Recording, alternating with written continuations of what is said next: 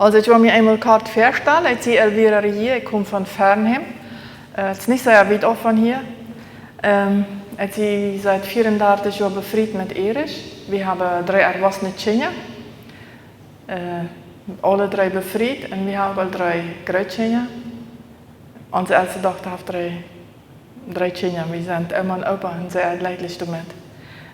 Ich war 12 bis 13 Jahre, ist das all, was ich in der Fundation Principios de Vida mitarbeitete als Seelsorgerin, in den Seminaren. In den letzten paar Jahren habe ich auch eine Gebetsseelsorge, wo in der Rechten sind Mentoren.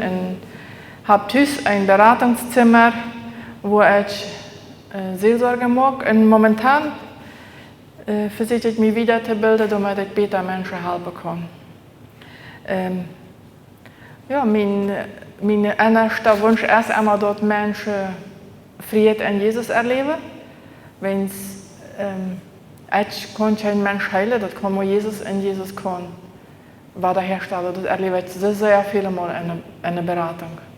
Von daher habe ich das Thema gestellt, Gott sein Angebot, damit wir versöhnt miteinander leben können. Ich denke, dass vielleicht ist sie befrieden. Ich weiß nicht, ist wie uns befrieden, dann gefällt mir dass mein Mann, mein Novio damals, oder mein Brigam, der war so froh, dem gefällt, dass ich so mutig war, dass so viele Ideen hat, so ehrlich war, dass ich immer direkt war. Und mich schwindet, was entscheiden kann, aber was lebe ich meistens nur die Chance, wie dem dort die viel, was ich dort tue. Und mir ging das so mit an. Er hat so eine Ruhe an sich, er war so sorgenlos, und sein Humor, den mochte ich sagen. Aber was lebe ich nervt mich das Tollste, nur hier, als wie ein bisschen befreit war. Dann wie auf einmal seine Sorgenlosigkeit, wie für mich Verantwortlichkeit, und seine Sehne, dass wir auf einmal Glückseligkeit, dann wird das wirklich nicht mehr interessant für mich. Und so ist es in Beziehungen. Ihr streikt uns das an, und dann euert uns das am nächsten. Vielleicht sind sie nicht so, aber ich weiß es. Aber ich nehme mal an, die sind auch normale Menschen, ja? Der das auch manchmal schwer.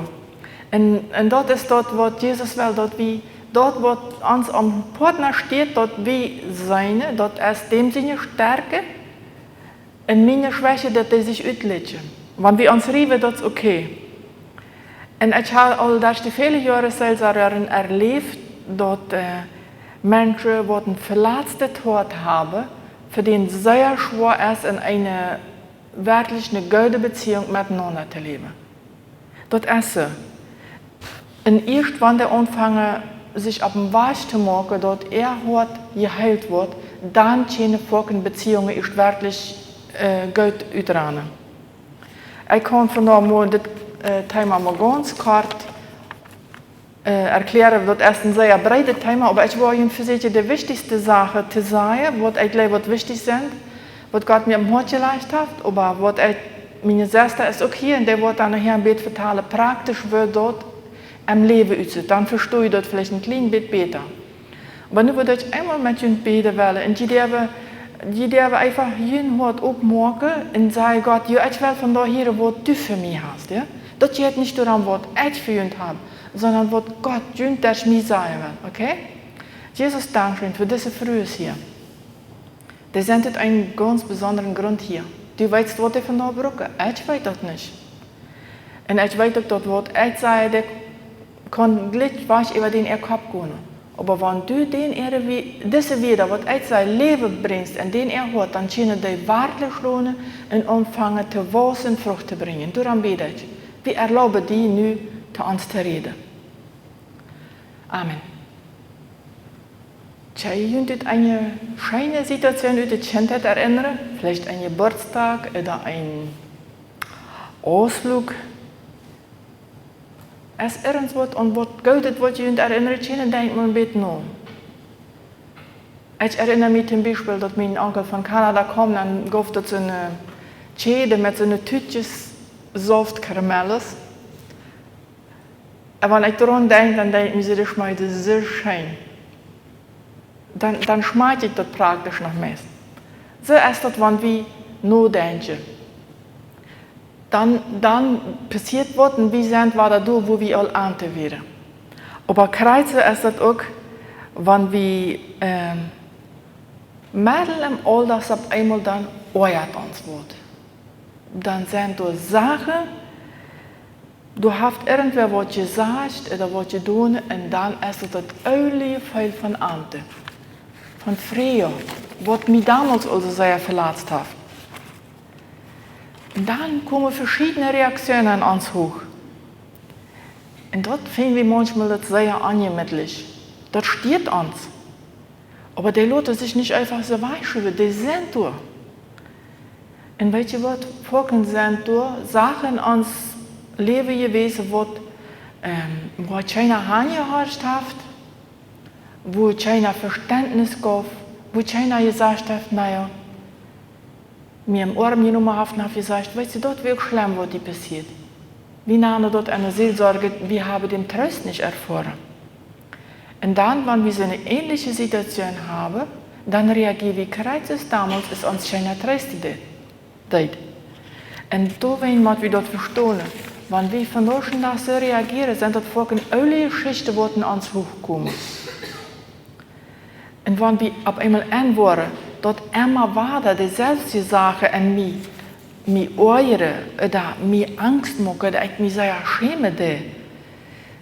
Und da so eine meine schlechte Gefühle an mich hochbringen. Und die Gefühle sind nicht schlecht, das muss ich Ihnen sagen. Die sind in Ordnung. Aber wie finde die es schlecht und angemütlich? Dann soll wir vielleicht mit Kirche meinst, was ist das? Was ist an mir?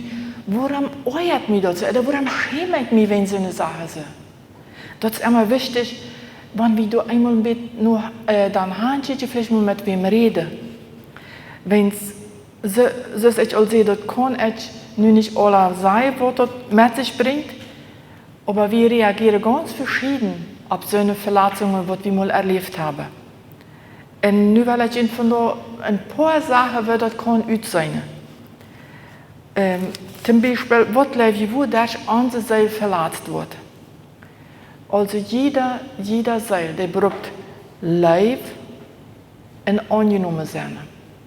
Das will jeder Mensch, der will einfach angenommen sein.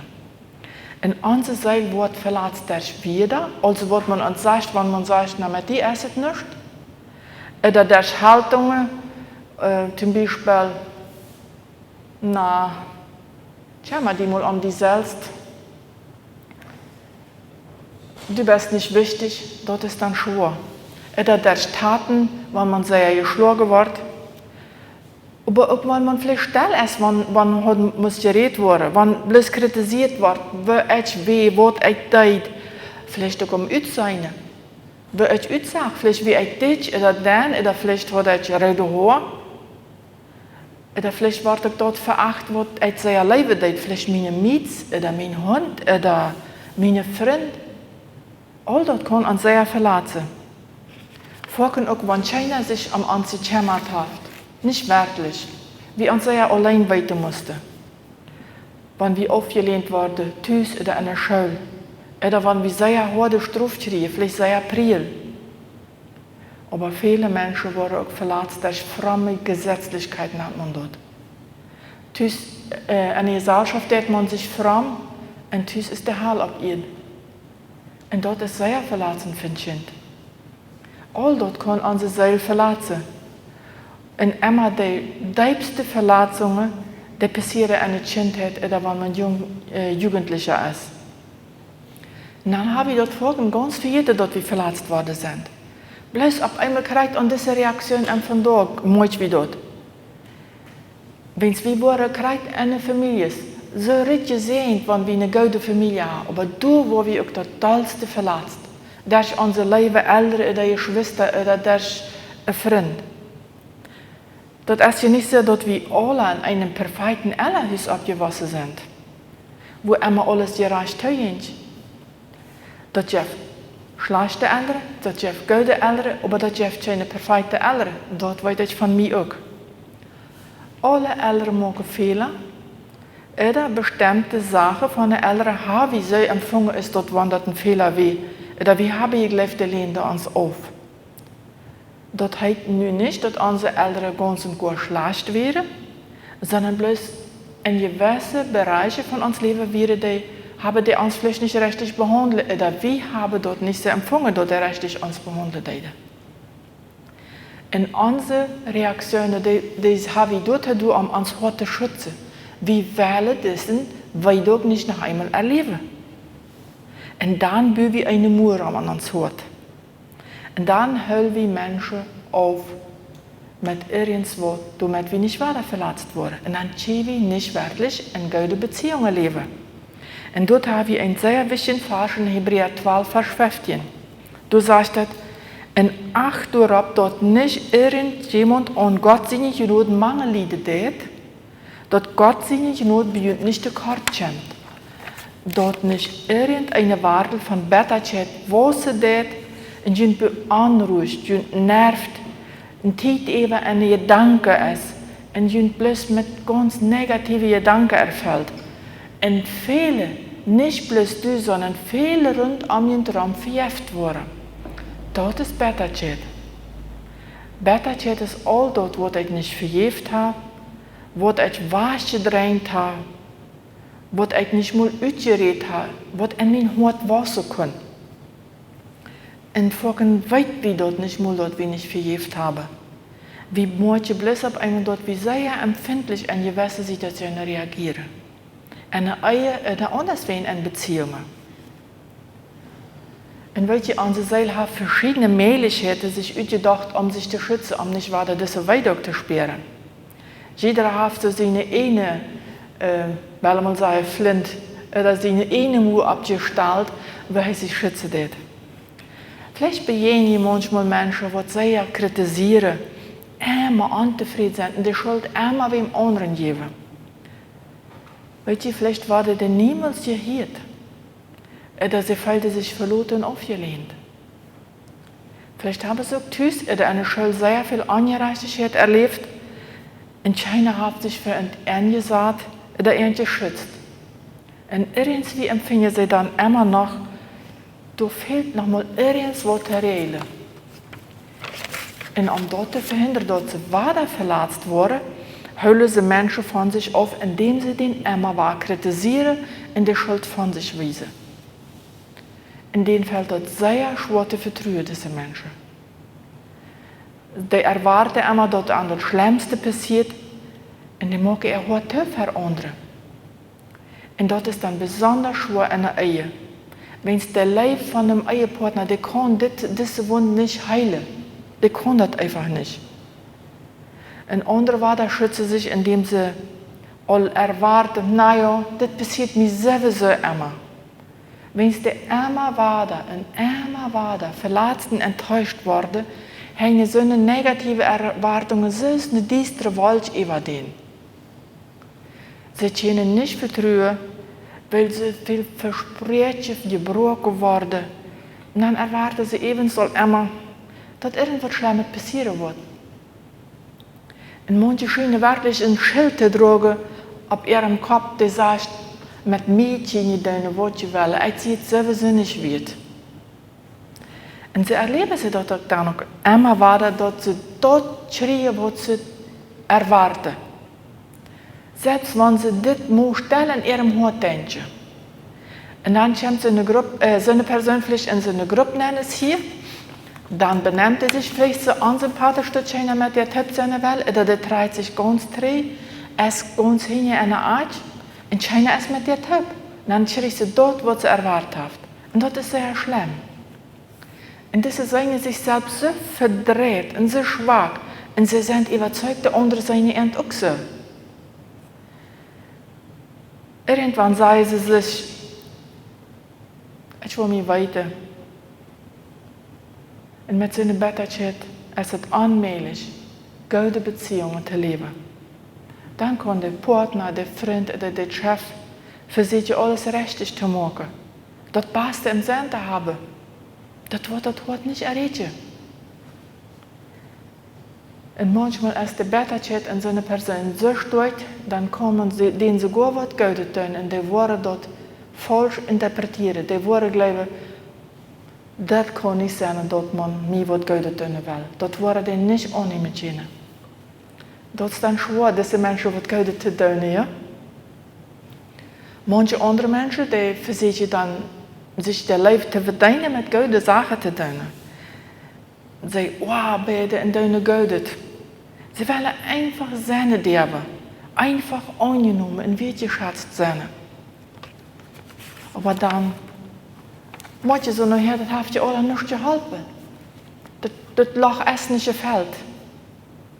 Aber dann gibt es Menschen, und ich würde sagen, wie es Minister leben, sehr in so einer Gesellschaft, wo wir uns für viele schämen. Viele Menschen werden dort beschämt. Vielleicht wenn die Älteren bloß ein Freis oder ein Regier oder ein Partner oder wer er uns ein Name wie. Vielleicht wenn sie auch, wenn sie arm wären. Vielleicht wenn sie nicht sehr fein angetragen wären.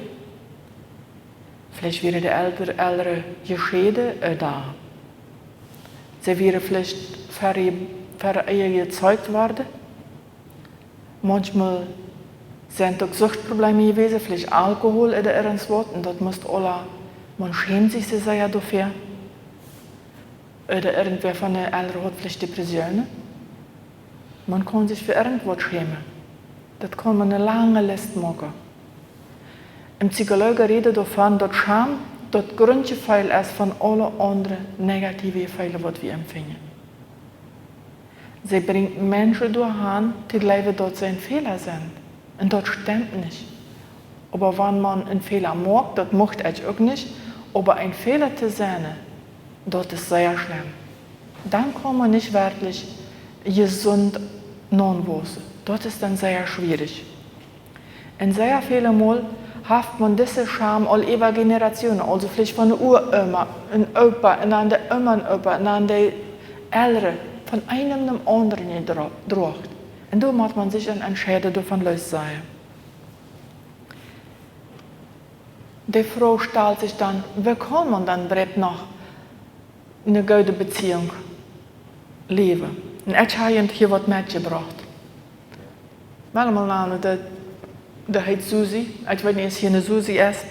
Kann auch eine Ulrike sein. Immer wenn wir morgen an uns fängt das an zu kloppern. Dann müssen wir hier an uns ein Wort, was drüber fällt.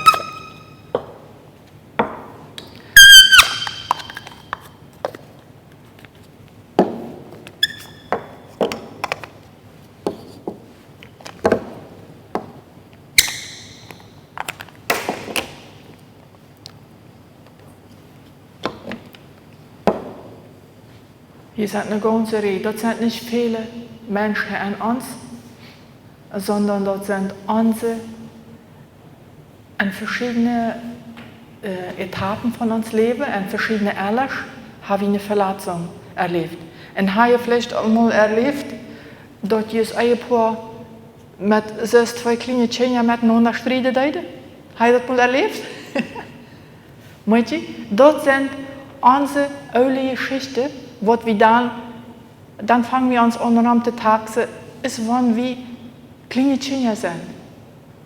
Und wir sind aber groß gewachsen, aber dann kommen diese alte Sachen an uns hoch und dann schieben wir müssen denken. Und so viele ist eine kleine Kinder. Vielleicht sind wir dann 14 und 15 Jahre, manchmal auch jünger. Dort ist das, was bei uns schwer ist, dann in versöhnte Beziehungen zu leben. Und folgen das, wenn da ist alles in Ordnung mit Menschen, aber irgendwann dann kommt das hier in uns Beine hoch und dann fängt das sich an zu bewegen.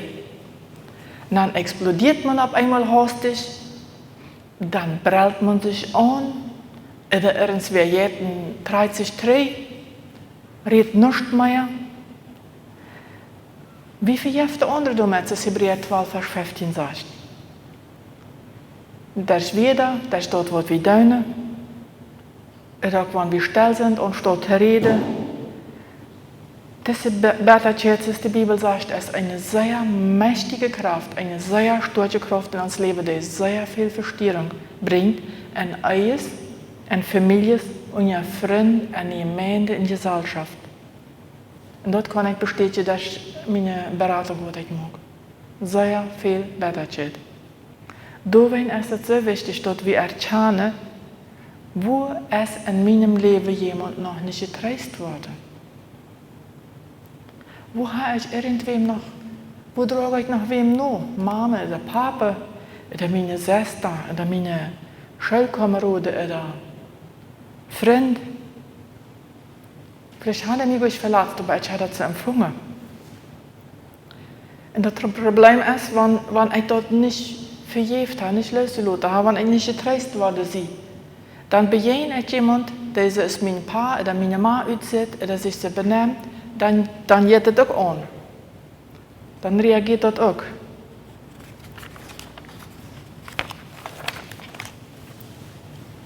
Und leider ist das so, dass so eine Betterkeit mich sogar verfrieden kann. Viele körperliche Krankheiten, Bluthochdruck, Magenprobleme, Regen in die Nacht durch. Badschrift, das kann von Betterkeit kommen, wenn wir nicht verjeft haben. Das ist sehr schlimm und das soll uns zu denken geben. Aber jemand weiß nicht alles, was uns angetan wird, das bringt schlechte Früchte, das ist Mariana Olsey an der Adresse. Aber immer da, wo wir nicht Trost erfahren haben, oder wo wir entschlossen haben, da erlebe ich, dass wir darauf schlecht reagieren. Aber immer, wenn wir auch Menschen gehört haben, was leidtüchtig zu uns wäre, ältere oder andere Personen, die uns geholfen haben, die uns gelebt haben, die uns ermutigt haben, dann kann so eine Verletzung auch geschwind heilen. Also nicht immer alles, was uns angetan hat so eine Auswirkung auf unser Leben echt groß sieht, sondern immer, wenn du keiner weh, was uns getröstet hat und wenn wir was entschlossen haben für uns, dann bringt das Probleme. Und wie wird so eine Seele dann wieder hergestellt? Was kann ich dann nicht tun, damit ich wieder in Frieden lebe? Viele sagen, das ist schwer, Christ sein. Ja, manchmal ist das schwer, leidtüchtig, freundlich, geduldig, verständnisvoll, vertrauensvoll und vergebend zu sein, wenn wir noch so eine Last von der Vergangenheit mit uns tragen, dann ist das schwer. Das weiß ich. Aber weißt du, Jesus ist uns Herr und Retter, dann haben wir dem angenommen und dann sind wir von nie geboren. Und das heißt, darum ist jemand in Christus so ist eine neue Kreatur. Das Öle ist vergangen, nie hat angefangen. Dann haben wir angefangen und so haben wir für Jesus gegeben. Aber diese Sache muss noch getröstet werden.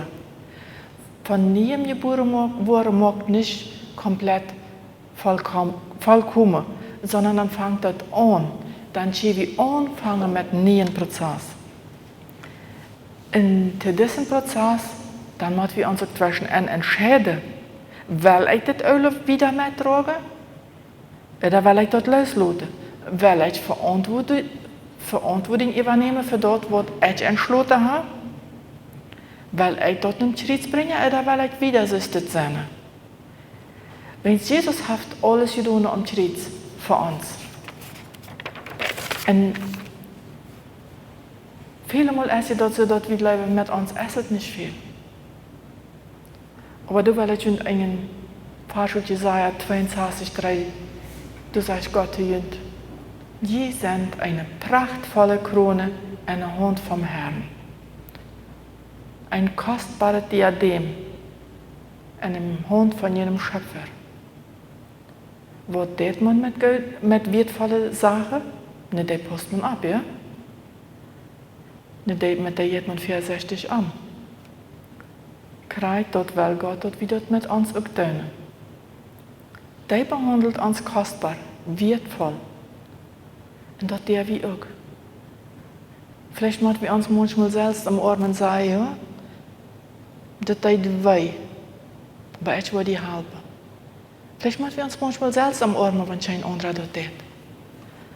Und manchmal ist es auch gut, wenn wir uns einen Seelsorger sehen, damit er uns helfen wird und uns in Jesus bringt. Wenn Jesus es nicht daran gebunden, wie viel Zeit vergangen ist, wie klein du bist, dass du verletzt worden bist, der hat Heilung für dich. Psalm 139 sagt,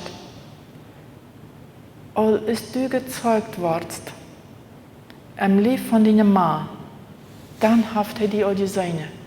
Jeden Tag von deinem Leben, wie er mit dir, auch wenn du dort nicht einmal gesperrt hast. Er hat mit dir gehielt, denn er weiß, wo das heute aufgelehnt, verloren, bespuckt, ausgenutzt, missbraucht zu worden. Der hat alles erlebt, der weiß das. Und der wird mit dir sehr barmherzig umgehen. Immer. Gott liebt die bedingungslos. Einfach so, als wir sind. Wir können nichts tun. Aber der liebt uns einfach. Und bloß Jesus konnte diese Sehnsucht, eine Leben Annahme, was wir uns so sehr wünschen, auch echt. Bloß Jesus konnte heilen. Und je mehr Gottes Leben uns hat erreicht, und weet mag, umso besser wie andere leben. Dan wir viel besser mit anderen in Versöhnung leben. Wenn wir weten, wer wir für Gott sind, wenn wir uns gelebt fühlen, wenn wir durch innerlich ruhig geworden sind, dann können wir auch mit unserem Partner, mit anderen Menschen, mit Freunden, in Gemeinden, in Gesellschaft, lebendig in Frieden, in Versöhnung miteinander leben. Ich will Ihnen einmal kurz erklären, wie das Prozess jetzt, und dann soll meine Schwester dann wieder vertellen, wie das bei ihr wird. Erstens musst du weiter die Endstunden. Ja, ich werde verletzt, das tut mir weh. Mir ist Ungerechtigkeit passiert.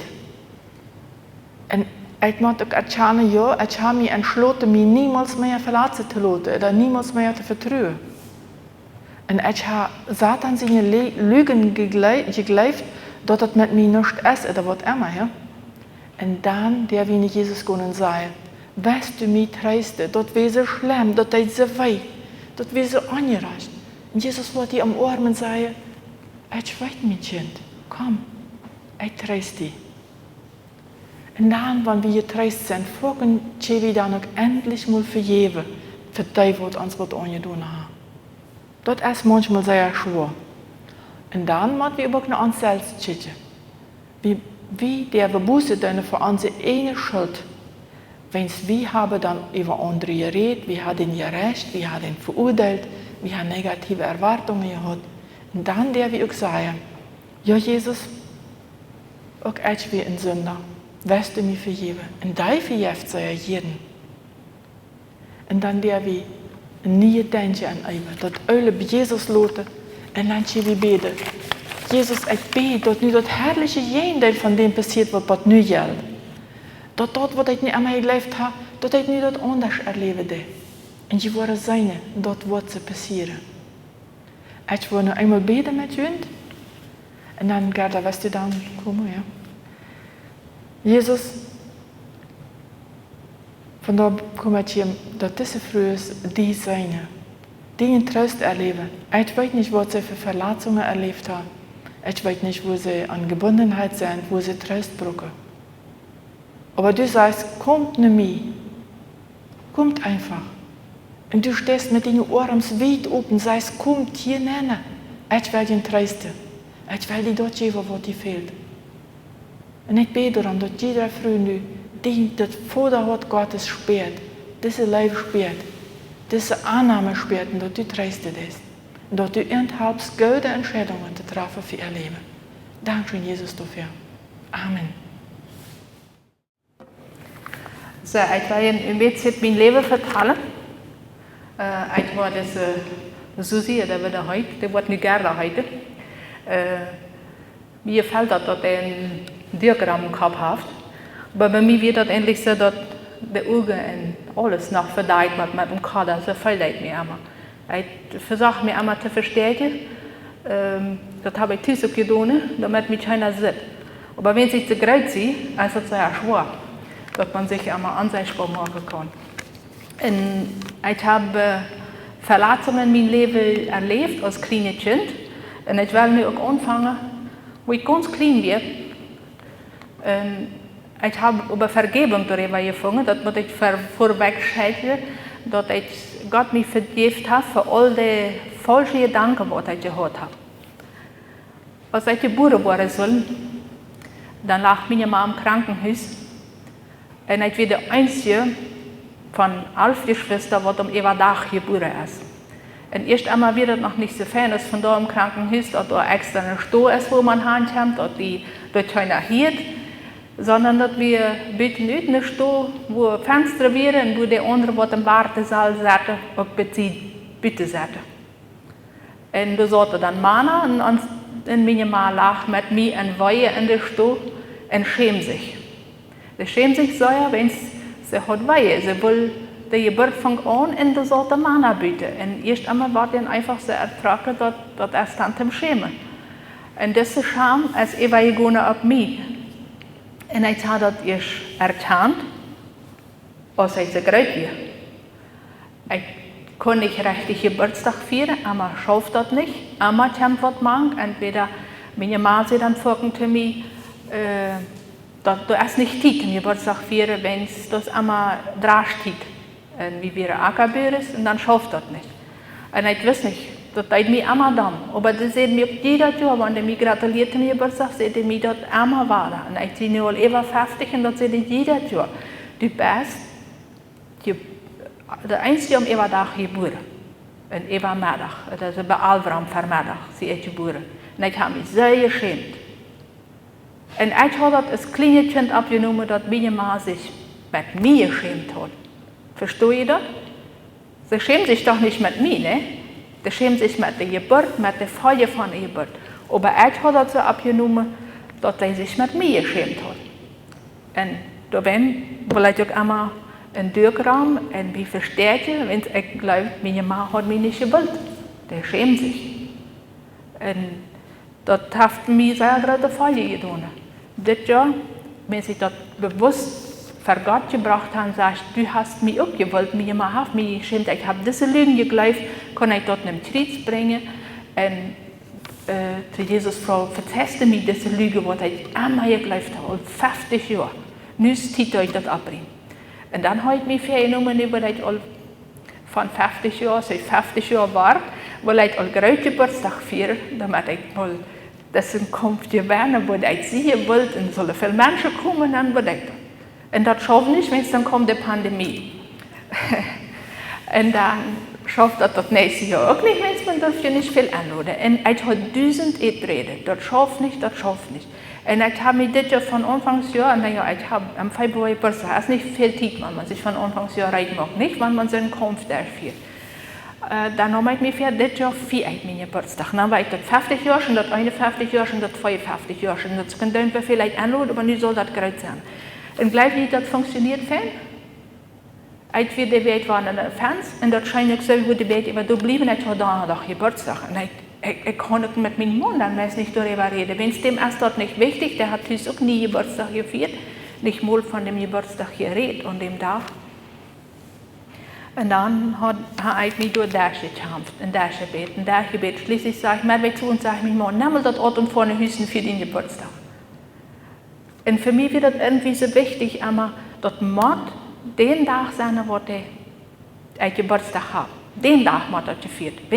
Und das ist das war also, ich schäme mich mit dir, das passt nicht und nicht, der Klappentiet stimmt nicht und das stimmt nicht, das muss dann sein.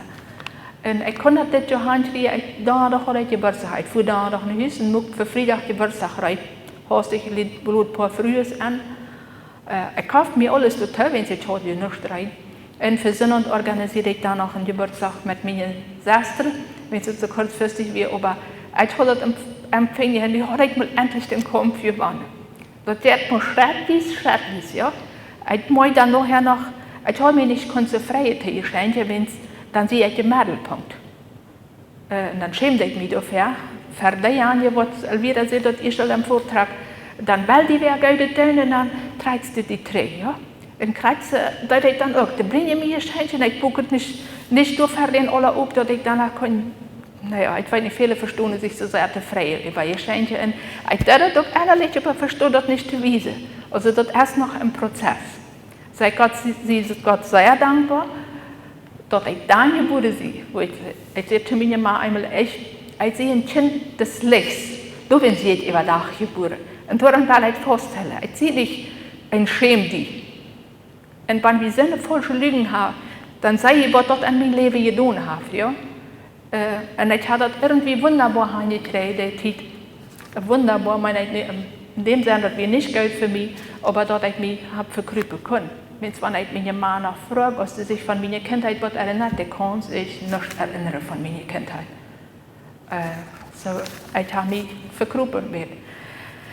Und dann will ich Ihnen noch eine andere Sache vertellen, wie wichtig das ist, dass wir auch lernen, Gott als Vater zu leben. Bloß wenn man in euer Gehen über dem Vater hat oder Angst hat mit dem Vater, dann kann man nicht Gott Vater zu leben, ja? Wenn das behindert ist. Und glaubt ihr, dass Gott wirklich uns Vater ist, dass er uns so leben kann? Glaubt ihr das? Ja? Das ist fein. Bis für mich sehe ich das auch immer, das leid, aber ich kann das nicht feilen. Und ich will Ihnen das vertellen, weil wir sehen, das Kreuz manchmal in dein Leben, jetzt hast du Situationen, wo fällst du auf einmal, hier kann ich mich nicht. Nu sehe ich so verlassen, so ehrlich, und so ein Erlebnis. Einmal, als wir mit Freunden Ausflug gemacht werden, dann wir eine kleine Piscine, da reden wir auch mal hier. Und wir waren dabei noch ein paar Familien. Und dann war die Freundin auf einmal an, dass ich nicht schwimmen kann. Und dann wird er doch ganz wirklich der Meinung, der wird mir den Tag schwimmen lernen. Und dann weiß ich nicht, was das an mir denkt. Oh, aber ich war mir sehr doll mit dieser Freundin. Und ich sagte dir, ich will nicht schwimmen lernen und nicht von da, wenn so viel Vertrauen habe, die nicht. Sagst du, wie soll ich das Beste doch nicht gerne? Nee, mach es nicht, dass ich nicht so sehe. Aber wenn ich mich schwimmen lernen was von da, das geht nicht, das geht nicht, das geht nicht. Das ist ganz einfach. Ihr seid, für die ist das einfach, für mich nicht.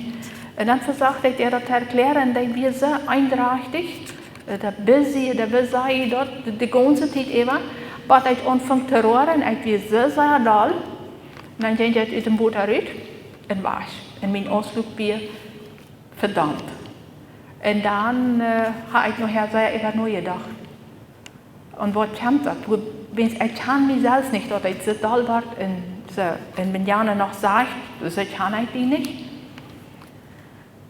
Und irgendwann, durch den Heilungsprozess, war ich an, das kommt von meiner Kindheit auch. Vielleicht wie ich dann 7 Jahre, also wenn man diese Susi nehmen, diese Gerda, dann hat wir diesen großen Butterlach, hat wir frisch geschleift, das hat geregnet, und wir Butterbeeren, wir fangen dann an, die Beeren zu boden. Meine Schwester und ich und mein Bruder, wir waren noch von der jüngeren Sorte, wie da auf dem Schlag, ein Traktor, Bernerreif, abpüsten, und da wir dann eher 3 Buben, und dann können wir über den Butterlach unsere Amauses. Das eben, ich will wir uns nicht bei der Merken, wenn wir darauf fallen, dass wir total über das versuchen. Mit der Zeit dann gewandt man sich da dort, und dann können wir all ganz über den Butterlach. Ab einmal hat mein Paar die gute Idee, wir sollen schwimmen lernen, und leitet uns, stellt einen Bruder an, dass der uns vom Schlauch rausschmiedet, von der Reif, am Boot an. Und dann wird es Tag. Dann fallen wir am Boot an, und ich dachte bloß einfach, ich würde versuchen. Und ich habe den Raum gepaddelt mit Hängen und Feut. Und zu Gott geschrien, wenn es beide hat, wie ihr lied, dass ich wohl nicht verdrinken. Und einmal wird es dann ein paar auf die Seite schmieden vom Traktorreif raus, und die wollte dann noch mir halten kommen, die kommt nicht mir halten. Und das wir durch Berne sind, kommen unser Bruder, und ich dachte bloß einfach, den da ich war versuchen machen. Und irgendwann, wenn ich so bete, dann war ich auf einmal an, ich lag auf die Knie. Naja, wenn ich dann mit abstoßen, vielleicht wird mein Kopf dann in den Boot gedreht. Und dann helfe ich mir ab, und dann will ich ganz in dem Boot büten. Dann wird das Boot am Ober die Knie. Und dann hat mein Paar auch gesagt, schmied darauf, ich wusste, dass wir nicht verdrängen, dass wir ganz flaches Boot.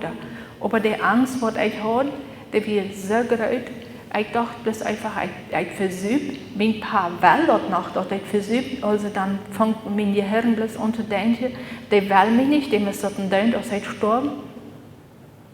Und dort bleibt an meinem Kopf an. Und dann habe ich sehr viel reagiert. Am Boot nicht mehr an, treiste deit mich auch keiner, das Elvira sieht.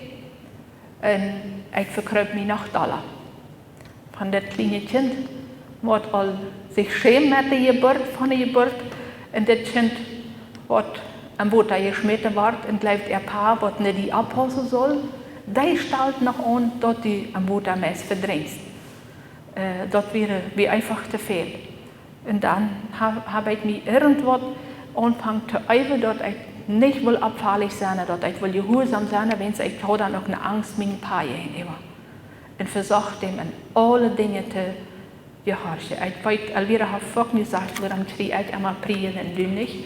Also das hat viele damit zu tun, dass ich mich sehr anstrengend habe. Ich habe so viel Stress gehabt in meinem Leben, bloß einmal zu sein, wie kann ich abpassen, dass ich nicht zu sehr abfall oder dass ich nicht zu garstig bin, wenn es dann jetzt das Priel, dann kann das weiter. Und das hat mich sehr schwer gewesen in meinem Leben. Und dadurch, dass ich einmal diese Lügen von meinem Paar glaubt, dass er mich nicht gewollt hat, dachte ich, hatte ich auch so ein bisschen Vertrauen zu dem Gott, was mein Vater ist. Ich konnte ihm nicht vertrauen, dass er mich irgendwo helfen, aus der Krankheit helfen, oder wenn ich bete, dass er überhaupt noch nicht mehr schützt. Mensch, was sehe ich doch einmal? Ein kleines Schämdichen und dann noch ein halb versuchtes Kind, das schöner werden, und dann wird er sich noch um mich kümmern. Aber Gott sei Dank hat er meine Seele geheilt. Ich sehe noch einen Prozess, dass ich sehe, ich habe ein paar Karten meinen Geburtstag gefeiert und das alles. Das mit dem Verdrängen als all, oder nicht Verdrängen, aber das ist ein Heilungsprozess. Ich darf lernen, dass Gott ein liebender Vater ist. Dass er das will. In meinem Paar, in meiner Mann habe ich das verzehrt und büht ab, dass das wenn es das kann ja man nicht zugänglich machen, was passiert ist. Ich darf den nicht lösen, ich darf den verzeihen und daran werde, dass ich nicht so einen Fehler selbst mache. Ja? Dankeschön.